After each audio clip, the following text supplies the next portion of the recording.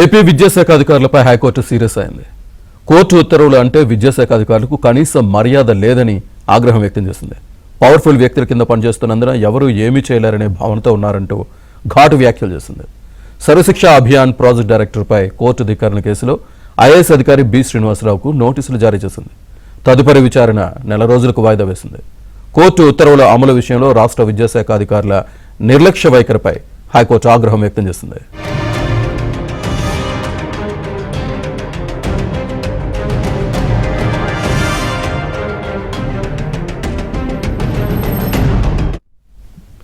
ప్రస్తుత ప్రభుత్వంలో అధికారులు కోర్టుతో ఘర్షణ పడాలని ఆశిస్తున్నారా అని ప్రశ్నించింది.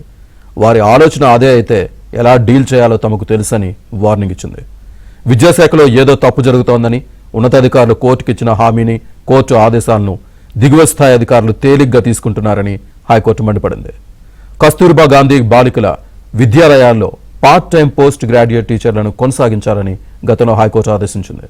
తమ ఉత్తర్వుల్ని అమలు చేయకపోవడంపై హైకోర్టు ఆగ్రహం వ్యక్తం చేసింది.